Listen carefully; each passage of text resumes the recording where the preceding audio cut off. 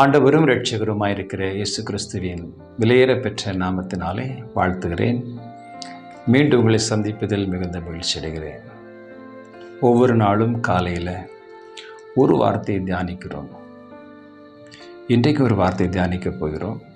நீதிமொழி 4ஆம் அதிகாரம் 23வது வசனம். எல்லா காவலோடும் உன் இருதயத்தை காத்துக்கொள், அதனிடத்தில் நின்று ஜீவ ஊற்று புறப்படும்.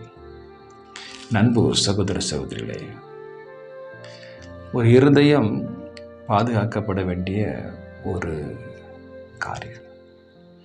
அதுக்குள்ள பொல்லாத சிந்தனைகள், பொல்லாத எண்ணங்கள் உள்ள வருமானால் சரீரத்தை அழித்துவிடும் என்பதை மறந்துவிடக்கூடாது. எலிசாவிடத்தில் குஷ்டரோகம் பிடித்த நாகமான் சுகத்திற்காக கதவண்டில் வந்து நிற்கிறார். ஆனால் எலிசா வாசல் திறக்கலை. வெள்ளியோடும் பொன்னோடும் மாற்று வஸ்திரத்தோடு கூட எலிசா இடத்துல வந்து குஷ்டரோகத்தை அவர் ஜெபம் பண்ணி குணமாக்கும் பொழுது நான் இந்த காரியங்களெல்லாம் அவருக்கு கொடுக்க வேண்டும் என்கிறதோடு கூட அவர் அங்கே நிற்கிறார்.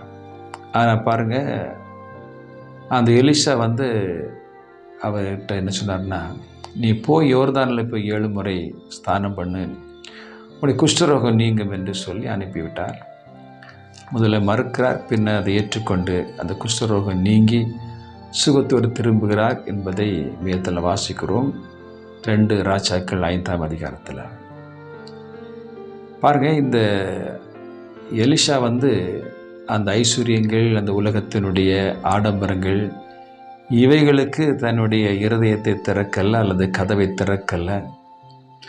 ஆனால் அவருடைய வேலைக்காரன் கேயாசிக்கு இந்த உலக ஆசைகள், இந்த செல்வங்கள், இவைகளுக்கு இருதயத்தை திறந்தான்.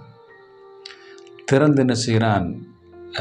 ஊழியக்காரர் எலிசா வேண்டாம் என்று சொன்ன அதே காரியத்தை எலிசா கேட்டதாக வாங்கி கொண்டு வருகிறார். நண்பு சகோதர சகோதரிகளே, அதனால் என்ன நடந்தது? நாகமண்டி குஷ்டரோகம் கேயாசினுடைய சந்ததி முழுவதும் பிடித்தது, அவனுக்கும் பிடித்தது என்று சொல்லி பார்க்கிறோம். இன்றைக்கு சில காரியங்களுக்கு நாம் கதவை அடைத்து வைக்க வேண்டியது அவசியமாக இருக்கிறது. உலக சிற்றின்பங்கள், உலக ஆடம்பரங்கள், உலக ஆசைகள், உலக இச்சைகள், பலவிதமான மோகங்களுக்கு நம்முடைய இருதய வாசலை அடைத்து வைக்க வேண்டும். எல்லா காவலோடும் கூட இருதயத்தை காத்துக்கொள்ள வேண்டும். இன்றைக்கு அது சரியாக அது பத்திரப்படுத்தாதனால தான் அநேக வாலிப பிள்ளைகள் வாலிப நாட்களை இழந்துறாங்க. பலவிதமான கண்களின் இச்சையினால், பார்க்கக்கூடாத காரியங்களை பார்க்கறதுனால, சில வலைத்தளங்களில் போய் இப்படிப்பட்ட தேவனுக்கு பிரியமில்லாத காரியங்களில் இருக்கிறதுனால அவங்களுடைய இருதயம் கரைப்படுகிறது. எனவே இருதயத்தை நாம் பரிசுத்தமாய் காத்துக்கொள்ள வேண்டுமானால் சில காரியங்களுக்கு கதவை அடைக்கணும். இருதய கதவை அடைத்து வைக்க வேண்டும். இன்டர்நெட்டு, அது வெப்சைட்டில், ஃபேஸ்புக்கு, இன்ஸ்டாகிராம் சொல்கிற பலவிதமான காரியம் இருக்கிறது. இதனால் நிறைய வாலிய பெண் பிள்ளைகள் கூட எங்கேயோ முகம் பார்க்காதவரோடு கூட தொடர்பு கொண்டு அவரோடு தெரியாத ஒரு நபர், அவர் வந்து முதியவரா அல்லது சிறியவரா அல்லது படித்தவரா படிக்காதவரா, குடிகாரனா வேசிக்கலனா என்பது எதுவுமே தெரியாமல் அநேக சிறு வாலிப பிள்ளைகள் தன் இருதயத்தை கொடுத்து அதனால் வாழ்க்கையை தொலைச்சிக்கிட்டு நிறைய பேர் கண்ணீர் சிந்திட்டுருக்கிறாங்க. பார்த்து கொண்டிருக்க அன்பு சகோதரன் சகோதரியை, இருதயத்தை நான் பத்திரப்படுத்தி கொள்ள வேண்டியது அவசியப்படுகிறது. எனவே எல்லா காவலோடும் கூட இருதயத்தை காத்துக்கொள்ளுங்க.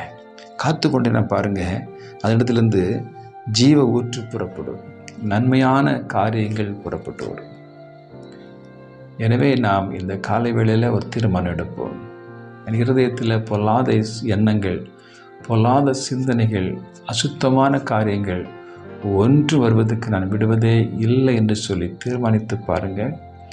நிச்சயமான ஒரு சமாதானம், ஒரு சந்தோஷம், மகிழ்ச்சி உங்கள் குடும்பத்தில் இருக்கும், உங்களுக்குள்ளே இருக்கும்.